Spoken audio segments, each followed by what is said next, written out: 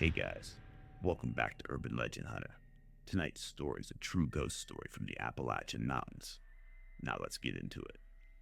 This story comes from deep within the Appalachian Mountains. Isolation is part of everyday life. People living in those hills get used to storms knocking out the power, roads washing over with water, and nights where the woods seem to press right up against the windows. A woman had traveled to visit her brother, who had been living in a house tucked far back in the hills. It wasn't much more than a small cabin with a detached garage, surrounded by trees that blocked most of the light even in the daytime.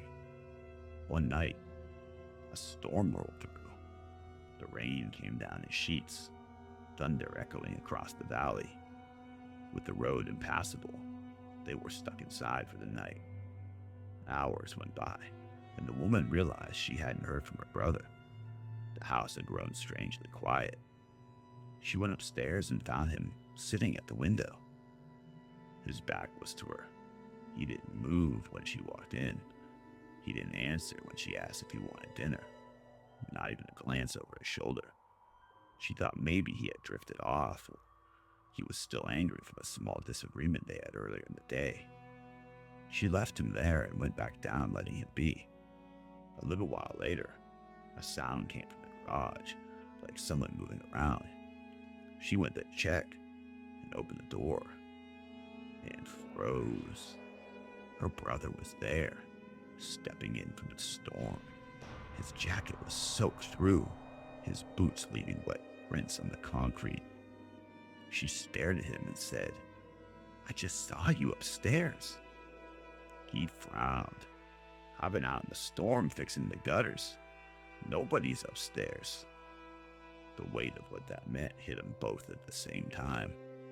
They left immediately without packing anything and just stayed in their car until the rain broke. And here's the part that sticks with people who hear this story. In Appalachian folklore, there are countless accounts of things that look like people but aren't. Sometimes it's called a spirit taking on a familiar form. Other times, older stories describe something darker, beings that mimic almost perfectly to trick you into letting your guard down. Some say they're spirits of the land, skinwalkers, which people talk about, even though both won't speak of them openly. Whether she saw that night was a ghost, a mimic, or something her mind couldn't process, she swears it wasn't her imagination, because when she thinks back to it, she remembers one detail clearly. The figure in the window never turned around once.